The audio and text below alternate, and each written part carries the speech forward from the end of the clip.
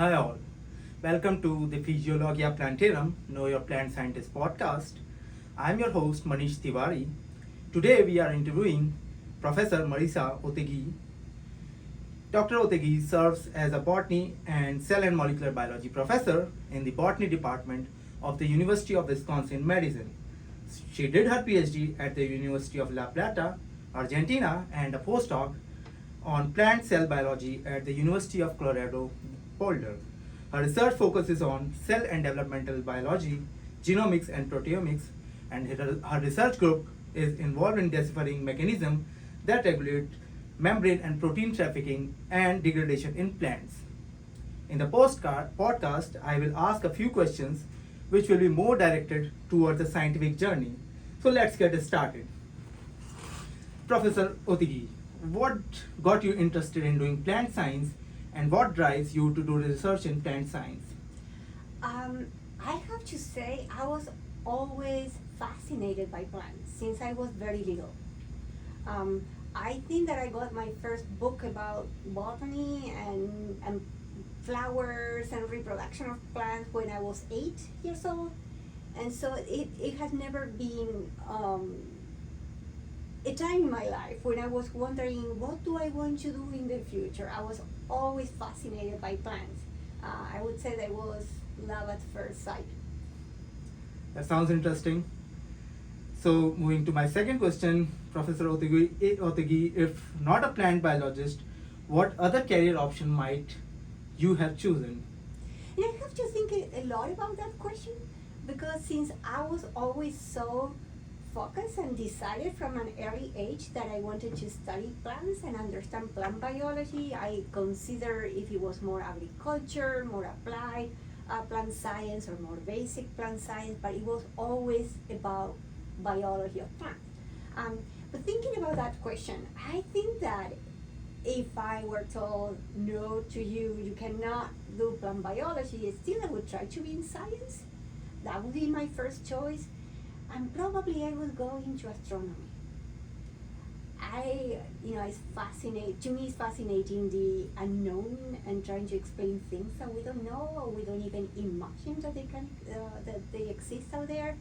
And if science wasn't an option either, I think that I would be a book writer. I really like telling stories, writing about stories. Book writer. That's an interesting option other than being a scientist. And Professor Otegui, the first eureka moment of your research you remember as a very young scientist, like when you were doing PhD or your masters, Yeah. do you remember any eureka moment? Oh, absolutely. So for my PhD, I was in Argentina. I did my PhD in Argentina, as you mentioned earlier. And so I was working on this group of trees that grow in some of the jungles in the north part of Argentina, Brazil, and whole South America. And our interest on this group of trees was connected to the fact that they produce a toxin. And sometimes they are mixed in the plantations with tea leaves, for example, and they make the tea extremely toxic and they can cause heart disease. And the nature of this toxin was not known, and we didn't know exactly what was affecting the distribution of the trees and what they were ending in the plantations of tea, of other yerba mate, that is another important tea-like species that we grow. And so one of those eureka moments were to discover what's the toxin, where it's produced, and also understanding how these plants reproduce and they spread. Because trees in jungles usually are pollinated by insects, and that's how they reproduce. But these plants are air pollinated, wind pollinated, and so they follow the streams and openings in the jungle, and that's why they grow so well on plantations, right? These areas are all the native trees are removed. Tea plants are there, and because of the open area, they can reproduce very well. So all these trees are native to South America, but they are very opportunistic and they grow anywhere. And so resolving the puzzle of why they were there and what toxin they were making, it was one of these. I discovered something new, and I was the first one to understand it. Definitely. Interesting. And I hope that, I mean, the discovery of toxin may have reduced the toxicity or. Well, understanding where it's coming from and how they can be deactivated, absolutely. Okay. And the first publication made you feel proud and happy. I have to say, and I will mention two cases. So my first ever publication, I think that everyone who gets the first paper out with your name there, it's just, you are now a scientist, right? So my first paper ever was during my PhD working with these trees and just understanding a little bit more about, again, where the toxins are produced and the anatomy of the tree. So that was my first paper. I was in Argentina, and it was published in an international journal, so it was absolutely a thrill to see that out there published. The other one, so as you mentioned, I was a postdoctoral researcher in Boulder, so I decided to apply for a Fulbright fellowship to learn more about tools to image cells. So these toxins were so interesting, how plants were making toxins that they were toxic to themselves, but somehow they were able to make them inside cells without being affected by them. So in the membrane trafficking, understanding how things are sequestered within plant cells and how they move and how they are secreted, it became something extremely interesting to me. So the idea to do my postdoc in Boulder was in response to the fact that they were developing this new method for doing electron microscopy by high pressure freezing by electron tomography. So I applied for this fellowship, they welcomed me in the lab, so I was working with Andrew Stelling, who passed away just a few months ago, and he was extremely generous and he gave me a wonderful project. It was to understand, by performing electron tomography for the first time, how plant cells divide, the cell plate, all the cytoskeleton and the dynamics of the membranes as the plant cells are dividing. And the techniques to do that, to do high pressure freezing and to do electron tomography and have three-dimensional information of organelles was just being developed in Boulder. And so we were able to publish the first paper ever applying electron tomography to plants. And the structures that we discovered were kind of, people have been seeing TEM, transmission electron micrograph of dividing cells, so we have kind of a two-dimensional idea of how they look like, but seeing all these networks in 3D and being able to measure fluxes of membranes, and again, that feeling of being the first one being somewhere, right? Looking at what nature is about. So I would say that my first publication as a PhD student, because it was the first one, and that publication, the first time that we were able to apply electron tomography and discover really all the intricacies of how plant cells divide. Those were my two main publications. I truly admire the beautiful images you are generating through microscopy. Thank you so much. Thank you. And do you remember any instance of dejection where you thought of giving up plant science and how you dealt with that? Probably I would say two things. So as a grad student, again, in Argentina, sometimes it was hard to get your papers published, and dealing with the first time that a manuscript was rejected, it was it's stabbing through my heart. He said, like, but why? I'm not gonna be good enough ever. You self-doubt, and then you learn that it's part of the process, right? Was that the first rejection of manuscript? The first paper, the one that I was so proud about, I was talking a few minutes ago, that one was accepted. We have to review it, but that was welcome and accepted. But then the second paper, that one was killed almost immediately. And I was getting more confident, so I tried a bigger journal, right? So, and that didn't go so well. And that moment of receiving the comments back and reviewers being so harsh, and all the effort that went into that manuscript, so that was tough, but then you learn. And then I think that the second big moment was becoming an assistant professor, right? So you are trained as a PhD student and as a postdoc on doing your science, on getting good results, on writing your manuscript. But all of a sudden now you are in charge of bringing money to the lab, and you have to write these complex grant proposals. It's not nothing that you may have done completely by yourself before, right? So I did have some limited experience preparing grant proposal, but nothing like what it was in front of me, right? And my first grant proposal to the National Science Foundation, an assistant professor here in Madison, was declined.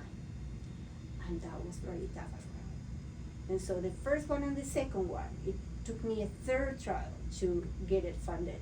And during that time that you are trying to prove, everyone that, you are worthy of the trust that they have put on you on leading a successful lab, that was a lot of self-doubts and thinking, oh my goodness, I will ever be funded.